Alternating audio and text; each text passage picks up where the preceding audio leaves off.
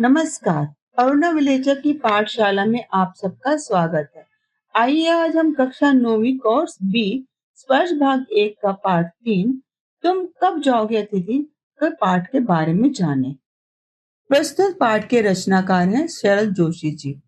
शरद जोशी जी का जन्म मध्य प्रदेश के उज्जैन शहर में 21 मई 1931 को हुआ था और निधन 5 नवंबर 1991 में मुंबई में। इनका बचपन कई शहरों में बीता। कुछ समय तक तो ये सरकारी नौकरी में रहे, फिर इन्होंने लेखन को ही अपनी आजीविका का रूप बना लिया, यानी रोजी रोटी का साधन इन्होंने लेखन को अपनाया। आरंभ में इन्होंने कुछ कहानियां लिखी, व्यंग्य लेख लिखे। इन्होंने कई व्यंग्य लेख, व्यंग्य उपन्यास, व्यंग्य कॉलम के अतिरिक्त हास्य व्यंग्यपूर्ण धारावाहिकों की पटकथाएं और संवाद भी लिखे। हिंदी व्यंग्य को प्रतिष्ठा दिलाने वालों में प्रमुख व्यंग्यकारों में शरद जोशी जी एक माने जाते हैं। इनकी भाषा अत्यंत सरल और सहज है। मुहावरों और हास्य प्रयास का हल्का स्पर्श देकर इन्होंने अपनी रचनाओं को अधिक रोचक बनाया है।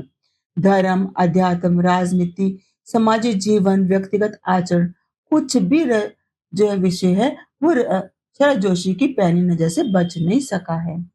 इन्होंने अपनी व्यंग्य रचनाओं में समाज में पाई जाने वाली सभी विसंगतियों का बेबाक चित्रण किया है।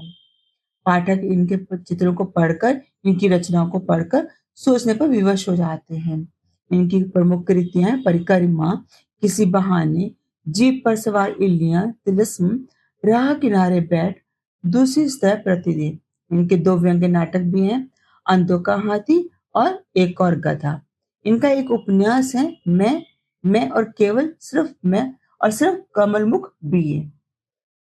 इन्हें कई सम्मान भी मिले हैं। वर्ष 1983 में चकलस पुरस्कार से सम्मानित किया गया और 1990 में इन्हें पद्मश्री से सम्मानित किया गया। प्रस्तुत पाठ तुम कब जाओगे अतिथि में शरद जोशी ने ऐसे व्यक्तियों की खबर ली है जो अपने किसी परिचित या रिश्तेदार के घर बिना कोई पूर्व सूचना दिए चले आते हैं और फिर जाने का नाम ही नहीं लेते, भले ही उनका टिके रहना मेजबान पर कितना ही भारी क्यों ना पड़े। अच्छा अतिथि कौन होता है? वह जो पहले से अपने आने की सूचना देकर आए और 1-2 दिन मेहमानी कराकर विदा हो जाए, या वह जिसके आगमन के बाद मेजबान वह सब सोचने को विवश हो जाए जो इस पाठ के मेजबान निरंतर सोचते रहे। पाठ आरंभ करने से पहले आइए जरा इस पाठ में आने वाले कठिन शब्दों पर चर्चा करें। बच्चों, पाठ में जितने भी कठिन शब्द आते हैं आप उनकी वर्तनी पर अवश्य ध्यान देंगे, उनके अर्थ पर अवश्य ध्यान देंगे। जब हम कठिन शब्दों पर ध्यान देते हैं तो जो हमारे उत्तर लिखे जाते हैं उनमें वर्तनी की कोई अशुद्धि फिर नहीं रहती है। तो आप शब्दों और उनके अर्थों पर बहुत ध्यान देंगे। सतत यानी निरंतर, लगातार। आतिथ्य अवभगत, मेहमान नवाजी जिसे कहा जाता है। एस्ट्रोनॉट अंतरिक्ष यात्री। अंतरंग घनिष्ठ यानी गहरा। आशंका खतरा। छोर किनारा सीमा। भावभीनी प्रेम से ओतप्रोत। उष्मा गर्मी आवेश उग्रता। गुंजायमान यानी गूंजता हुआ। रूपांतरित जिसका रूप यानी आकार बदल दिया गया हो। संक्रमण होता है एक स्थिति का दूसरी स्थिति में प्रवेश करना। निसंकोच, संकोच रहित या बिना संकोच के। नम्रता नर्म होने का भाव यानी स्वभाव में नरमी होना। अप्रत्याशित, आकस्मिक या अनसोचा। मार्मिक होता है मर्म स्पर्शी, मन को छूने वाला। औपचारिक, दिखावटी या रस्में।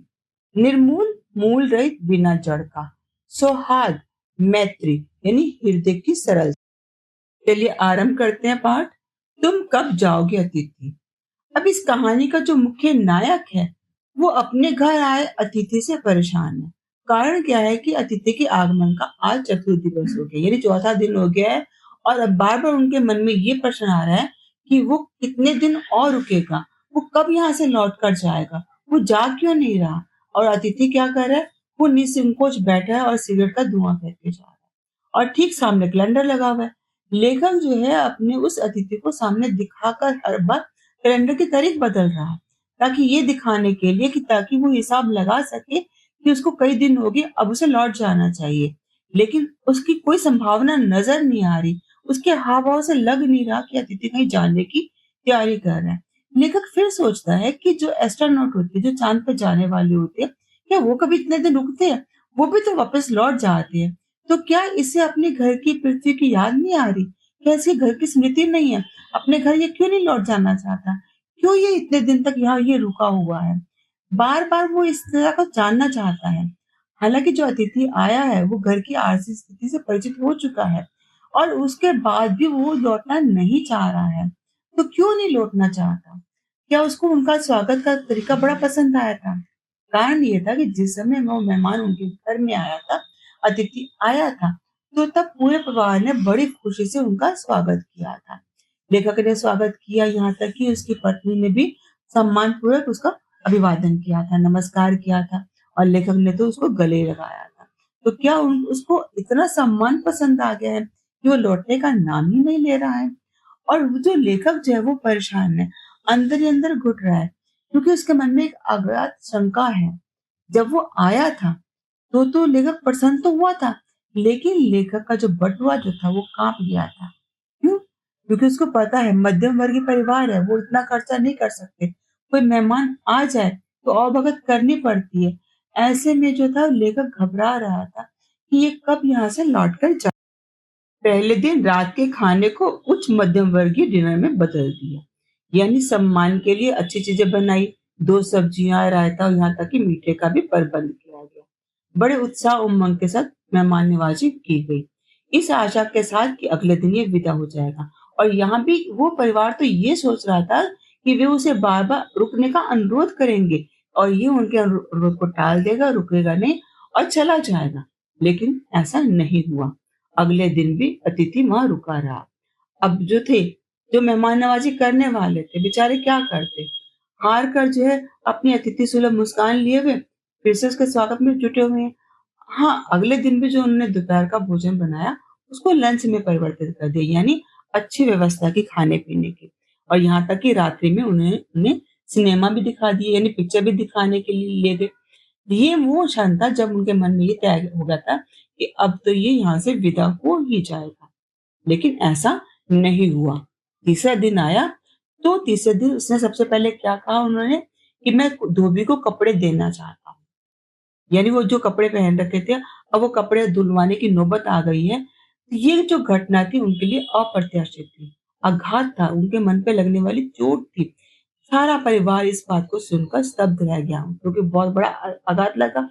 अगर वो कपड़े धुलवाने के लिए दे रहा है, इसका अर्थ ये वो शीघ्र नहीं जाना चाहता। वो कुछ दिन शायद और रुकेगा और ये रुकने का जो उसका सिलसिला रबड़ की तरह पिसता चला जा रहा था। लेखक को लगा ये अतिथि कैसे हो सकता है?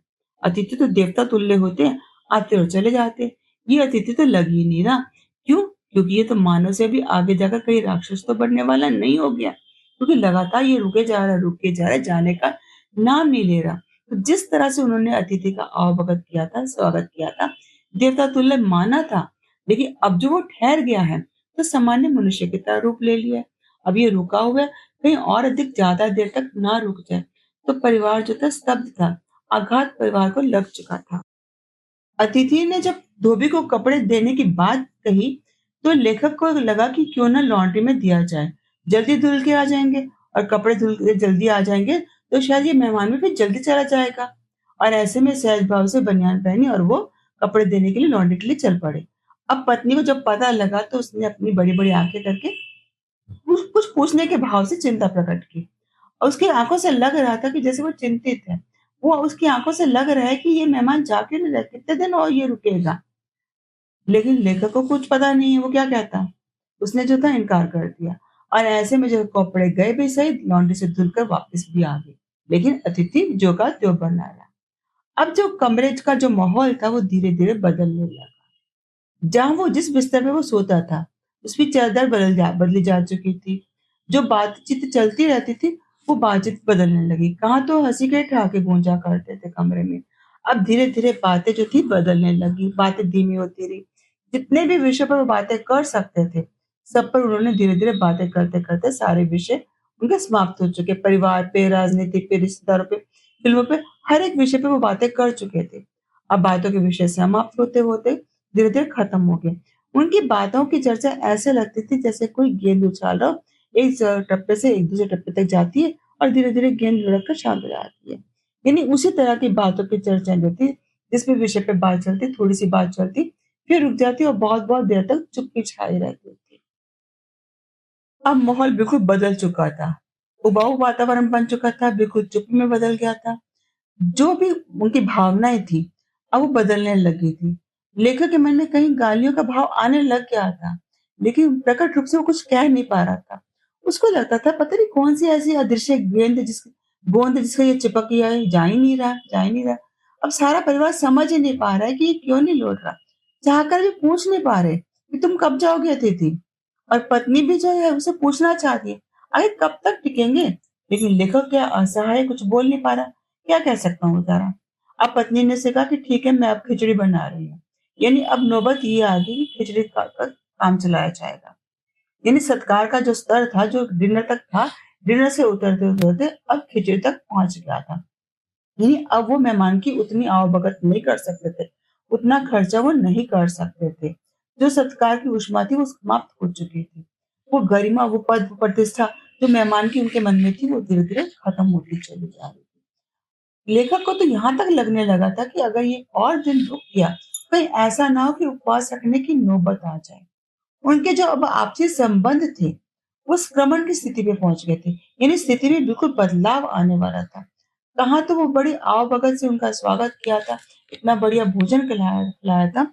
अब स्थिति ये आ चुकी थी कि खिचड़ी और खिचड़ी के बाद उपवास तक की स्थिति आ सकती है। लेकिन तो भी जो था पात्र का कहानी का जो मुख्य नायक है, वो साहस नहीं जुटा पा रहा था अतिथि से ये बात कहने की तुम आखिर कब तक रहोगे?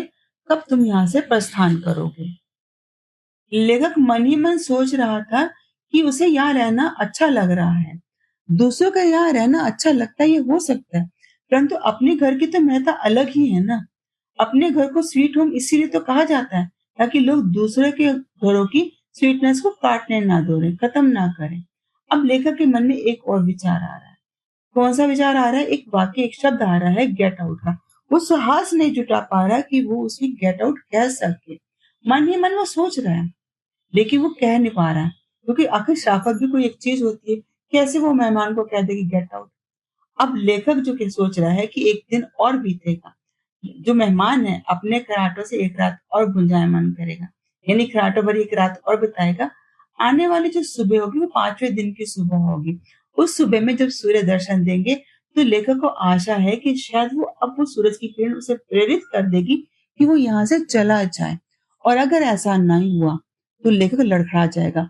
अब उसमें उतनी सहन शक्ति नहीं है कि वो 5वें दिन भी आगे उसको बर्दाश्त कर सके। क्यों? क्योंकि लेखक कहता है कि मैं भी मनुष्य हूँ, मैं देवता नहीं हूँ। अतिथि देवता तुल्य होते हैं और देवता की तरह वो आएँ और अपने दर्शन दें और उसके बाद लौट जाएँ। अगर वो ज़्यादा देर तक यहाँ रहेगा, तो उसका जो देवत्व है, वो सुरक्षित नहीं रहेगा। फिर मनुष्य बन जाएगा, मनुष्य का रूप धारण कर लेगा और यहाँ तक कि आगे और रुका, तो राक्षस वाला रूप भी उसका आ सकता है। तो अगर वो अपने देवत्व को सुरक्षित रखना चाहता है, तो अच्छा यही रहेगा कि अब वो लौट जाए। बार-बार उसके मन में यही प्रश्न आ रहा है कि अतिथि तुम कब जाओगे? कब तुम लौटोगे? और अगर तुम जल्दी लौट जाओगे, तो भी तुम्हारा देवत्व सुरक्षित रह जाएगा, अन्यथा नहीं। तो वो प्रार्थना करता है, कामना करता है, मन ही मन कि अतिथि तुम कब लौटोगे? उफ़! अतिथि तुम कब लौटोगे? आशा है आपको ये पाठ अच्छे से समझ में आ गया होगा। अगर कहीं भी आपको कठिनाई अनुभव होती है, कोई आपको दुविधा होती है, कुछ आप पूछना चाहते हैं, तो आप मुझे यहाँ कमेंट में अवश्य लिखकर अपने जो है सारे डाउट क्लियर कर सकते हैं। धन्यवाद।